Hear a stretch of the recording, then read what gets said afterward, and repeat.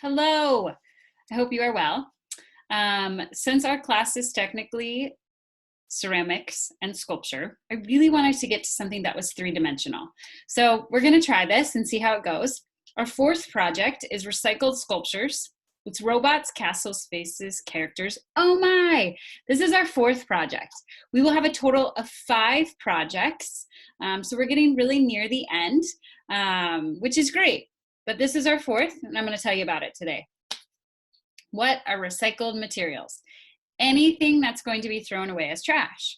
It could maybe be in your recycle bin if you have one. Look around your house for empty food containers, boxes, lids, bottles, cans, anything you can find. Then you also might find different like trinkets like wood or surplus plastic or cupcake holders or pipe cleaners or pom-poms. All depends on your house and what you've kind of got around there. This was a plastic container, and I'll show you, I cut it apart earlier today. This was Gatorade. One of my daughters loves Gatorade. Here's the lids that I was playing around with. Could I do something with? I didn't end up. I'll show you that later. Bottle tops. Ooh, so little. Paper towel rolls. I've been saving a bunch. And then like I showed in the picture, I have a random boxes that I've been saving, all different sizes. A few other things I grabbed was yarn. I found some yarn. I found pipe cleaner I was playing around with.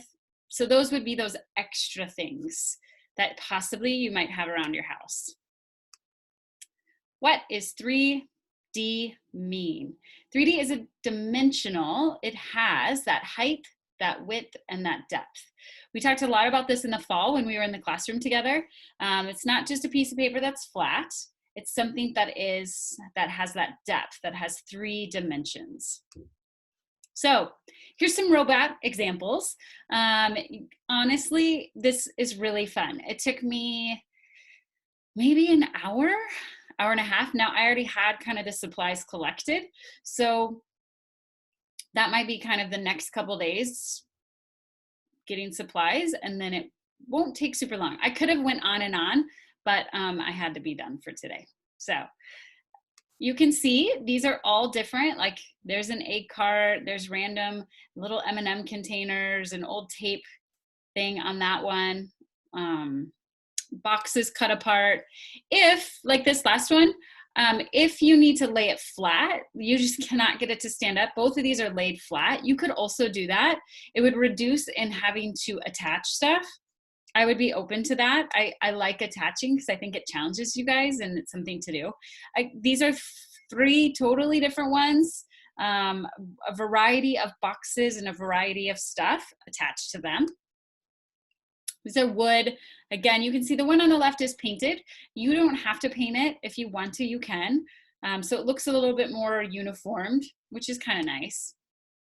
And again, 3 more that are completely different. Castles. So I wanted to kind of give you a few choices. So castles would happen, again, you could do boxes or you could do paper towel rolls. So I was playing around with, I cut my paper towel roll, so it has these little wedges. And then I started making a castle, but didn't get further enough. So I was kind of placing these wedges into each other, and I would build from there. I would have kind of like a Lego, but a little bit different. So I would have built, and I would have kept working through this so I could kind of continue to build castles. Now you can build castles however you want. It just has to be 3-dimensional. I saw these ones on jugs. Sorry, it's a really bad photo, but that were made out of jugs, and I thought that was really cool. I don't have a jug with me, so I couldn't begin there, but if I would have had a jug, I think that would have been a really fun way to make a castle. Totally different ones. Again, the one on the right is painted. You don't have to paint it. I want you to have fun with this, and I know you're home and it's school and it's hard to get motivated, but I think the building piece is where once you sit down, I think you'll enjoy it. If you have cool papers and you have flags, you have all that, go for it. Like have fun. These are all totally different. And then there's little people that I thought that last one was really fun, little people on that one. So more versions of castles. Then I found these faces and these characters, and they just looked really, really fun. So I thought, you know, if you just kind of want to end up with some character, I'm okay with that, or some faces. These are made out of bottles, so jugs, different ones. They're kind of all different jugs, and then some details done with gluing and some additional materials, maybe markers, just to get some of the details, or permanent markers. That's a real plant, but not necessary at all. These were all different characters made with like random stuff, just totally random stuff. So if you have random trash and you want to make characters, I think that would be great, as long as everybody in the household is okay with it. You're not destroying somebody's stuff, would be a bad thing. So again, more jugs. Then this one on the right is just done with an egg cart. So if the simplest that you could do is be with an egg cart, I thought those faces were really fun to participate, and you would still get that three-dimensional piece. These are egg carton facial features, so kind of showing you how to cut and take apart the egg carton to make the face, which I thought would be a super fun option. And I didn't do it yet, but I hope to do it.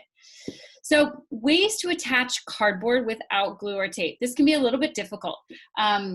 If you don't have tape or you don't have glue, it's totally fine. But if you do, use them. So I want to show you a few of these ways that you could do this. I'm going to hopefully make myself a little bit bigger here so you can see me a little bit better. Hello. Okay. So the first one that we'll talk about is actually cutting to make the little edges here, which would be called a flange. And so this part you can kind of put down, and and I did that on mine a couple different times. Really easy, just cutting, boom, boom, boom, and then you have your little flange. Super easy. The next one that we're going to talk about is an L brace. So I have two pieces that I cut, and then I attached duct tape. I was having a hard time with this. Is really cheap tape, and it was not sticking. And so this is like packing tape. I just couldn't get it to stick. So don't be surprised if you have some difficulties along the way, like I did. So don't be surprised. And so this would be an L brace if you would like to, kind of sculpt that way. One of the really easiest ways that I will always love, I'll find it. I don't know. I put it down. I tried to be organized here, you guys. This is me at my teaching spot. This one is,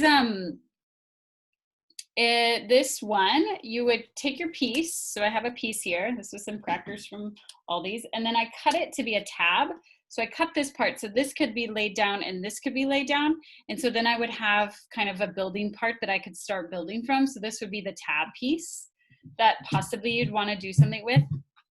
I did have some toothpicks around my house. And so I was playing around with, this part is where you literally are trying to connect them with poking, inserting. So I just poked this into this, and I was playing around with the actual toothpicks and working with that to see, that would be really cool to build that way. I had a hole punch, and so I was working through, I could only punch one side at a time. And then from there, I could go ahead and actually thread them together or sew them together or stitch them together. So I could take, and I have some yarn, and you could stitch these a million different ways. I thought this would be like a cool shirt. I thought that would be really fun. Still stitching. I don't have a needle or anything, and you might not have any of this stuff. So, and it's okay. Whatever you have, you're gonna make with. That's kind of the fun part of this. So here is vanilla wafers that are stitched together, a box of vanilla wafers that are stitched together, but that would be a great way. This I did with, this I kind of took, again, I did the same hole punching, but I tried to attach them or sew them together, and this was with a pipe cleaner. For some reason, I can't find the one that I'm looking for, so I'm gonna just remake it here. The easiest one is to build notches. So, and there's a lot of different ways. So I'm just cutting my cracker box. And you could build a whole thing. You could build a whole robot or a face out of this if you wanted to. So I've got my 2 pieces that I'm cutting, and then I'm gonna cut little notches in them. So I'm just gonna cut here, and I can have them be little, kind of a little bit open. So I cut like this tiny little triangle. Then I'm gonna take my next one and cut my tiny little triangle. Okay, right? And then I can attach them. Oh, sorry, I don't know what I'm thinking. I can attach them where I'm opposite. So this cuts on this and this cuts on this. And then I could build into making a little kind of, I could add to this. I could keep doing notches and notches and cutting cardboard, and that would require no glue, no tape. And somehow I could come up with something cool. It could be a castle, it could be a face, it could be a robot. So I hope that gives you a few ideas. I didn't have like brass fascinators. I don't have a lot of the stuff either, but I kind of showed you what I do have, and that's what I worked with. So, did I go back? Okay, here I am. This is on the PowerPoint. So this is kind of exactly what I just walked through, different ways to attach cardboard. So if you're like, oh, I don't know what to do, these are some more ways. I didn't show you all the ways, and I don't expect that you do all these. You might not need to do any of this, and that's okay. But you might need to do a little bit of moving around these pieces and trying to build with them. So what does our project consist of? What do we need to actually, what are you graded on? Pick a robot, castle, or face to construct out of found materials. Must be at least 12 inches in one direction. So you know a ruler is 12 inches. So it has to be 12 inches, one way. High, wide, however you want. So the castle could be wide or it could be high. It's totally fine. Must be 3-dimensional. I really am gonna push this, that it can't just be done on a piece of paper. I think we've kind of worked through that, and we've done some of that while we're not at home, but I think we can move past this. And again, if you don't have glue or tape, do some of the attachments I showed you. And so make it simple on yourself. Some optional things, like you're just digging this and you're bored, is that you could paint or color it. And then you could also add different things like beads or pom-poms, or like I had pipe cleaners. If I would have dug a little bit more in my art supplies, I would have found more, but I didn't keep digging. This will be due May 18th. So about exactly 10 days from when you see this, which I think is a decent amount of time. The check-ins are going to be pretty simple, probably looking at found artists. So this is kind of the bulk of what you're going to be doing for the next 10 days of class. Here's where I grabbed all this stuff to get started. I did end up using, which was really helpful, I had a tiny little glue gun, and I only had 2 tiny little glue sticks left, and I ended up using that, but not for everything because I didn't really have a lot of glue, so I worked with that. But this is kind of stuff I pulled, and then I used that. On the left, you can see this is what I had all this random stuff started, and this is my kitchen floor. I had no other place to work today. So this was my kitchen floor, and this is what I had going on. Now I probably have more stuff that I've collected because I've been collecting this for a little bit. You could probably go dig through your garbage and find a lot more, or just save stuff for the next 5 days and then build for a few days. When I was done, this was kind of what my floor looked like. I was randomly cutting, didn't like it, like this, didn't like this. And here's what I ended up with. So she's actually 28 inches tall, and her name is Franny, and she's right here. So I don't know if I can show you her through the camera. Isn't she a doll face? Okay, so here is her little dress. I felt like once I got going, I just wanted to add like accessories to her. That must speak something about me, but I just wanted to like make her have clothes and make her have a bracelet, and like I wanted her to have hair. Like that's where I found a lot of fun with. And yeah, so this is what I ended up with. And again, that took me about, I'm sorry, that's not a great shot, but she's pretty tall. 20 inches tall is pretty tall. I kind of only used 2 boxes, and I wanted her to be brown. And so I flipped my boxes the other way. I could have just kept that this was a Cheez-Its box and a noodles box. Can you see what we eat a lot of around our house? Noodles and Cheez-Its. That's my daughter. So anyway, this is Franny, and this is what I ended up with. So here's my little robot. This is project number 4, and this is due May 14th. You guys don't wait till the last minute and then you're scrambling. This is the second to the last project, so we're really near the end. Have fun. I know that this distance learning isn't made for everybody, but make it the best and make it what you can. And I hope, you know, if you have siblings around the house, have them help you. If a parent wants to help you, great. Like, go for it. I invited my daughters. They didn't want to help me today. They were busy. They had other schoolwork to do, but that's okay. Anyways, I miss you guys.